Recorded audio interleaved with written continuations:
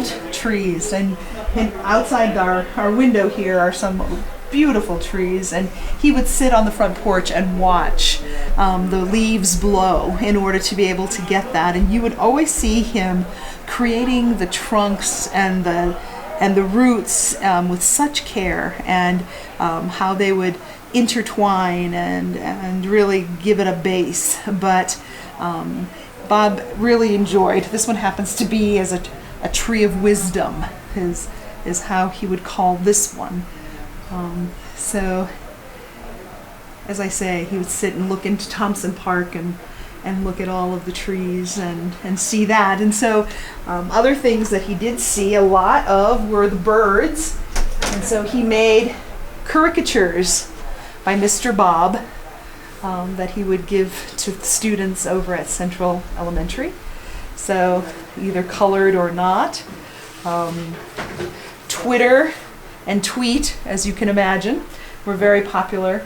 And then there was a little owl named Hoot, and a cute little thing called lovebirds that he also had really made with great care, and really loved that.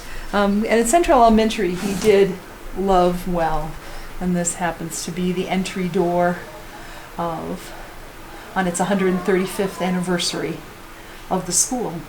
And that is where he was the head custodian for 7 years, and really took really good care of that and all of the people within. One of the special things that the lunch ladies remember was the kids would tell them, yes, that it was their birthday. And Mr. Bob would sing in a loud voice this happy birthday, and just made them giggle and squirm, and it just made them feel special. So you could often hear Bob singing in the cafeteria where he was. A couple of other things he really enjoyed were the petroglyphs, usually in Arizona. And this one is Sedona, and there's a petroglyph park there that he would go to get inspiration. He really loved Arizona, and especially the Sedona area, and the dryness and the way he could portray that. And one other thing that I think you all should know about him is, if you look at this picture here called Vortex, if you were like me, you might be able to see the faces in the picture. He would often put hidden things within his picture. And if you will see the gentleman wearing a sombrero in the front with a nose and a mouth and the chin, there are some other little geckos and lizards in there. And if you look in the back, they're in the rocks themselves. There are faces. He created one for us that had trees, and in the tree was a mother and child. So you always had to look in his pictures to see what else was hiding there. And so he often would create something of a surprise. I guess that was one of Bob's favorite things to do, was to surprise you with his art. So again, some nature things. He did so many things with his art, and I'm so glad that Pat and Chip have the wherewithal to be surrounded by his artwork now. So that's what I can tell you. And Bob, of course, held on to things. This was carved in 1986. And he would go walking in Estes Park with his Gandalf staff, if you will. All right, so Bob was a huge petroglyph fan, and actually up in that painting is where I took a lot of these glyphs from. So these ones, I felt like this was one of my favorite sections of the piece, so I wanted Bob's work on there. And so he's got little mountain goats and turtles and sun symbols and birds and mountain goats, and I believe this is like a tree form. And then I started to borrow from his travels up in here. So these are on a panel in Chaco Canyon. And then, as are these are some sun symbols.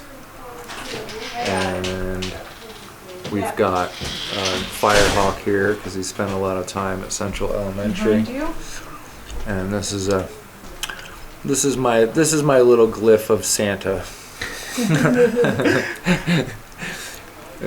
I didn't want it to be tacky, so some things are a little bit hidden. This is also Chaco Canyon, I believe.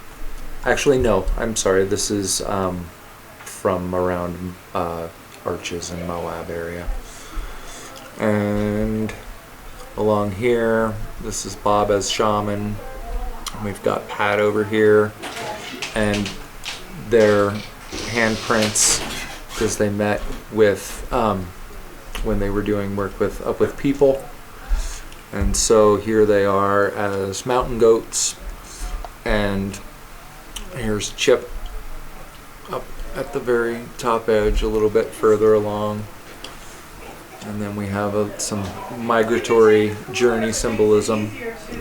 This I felt like was a great figure with smaller figures on the legs. I feel like that's a storyteller. But these are also from a panel in Chaco Canyon, and added in the G clef for represent his music. And I snuck a little guitar under here. And then this is a migratory symbol of travels. And then just all the various people and lives that he's touched. And I'm not sure exactly what this symbol is, but it's from the Chaco Canyon panel.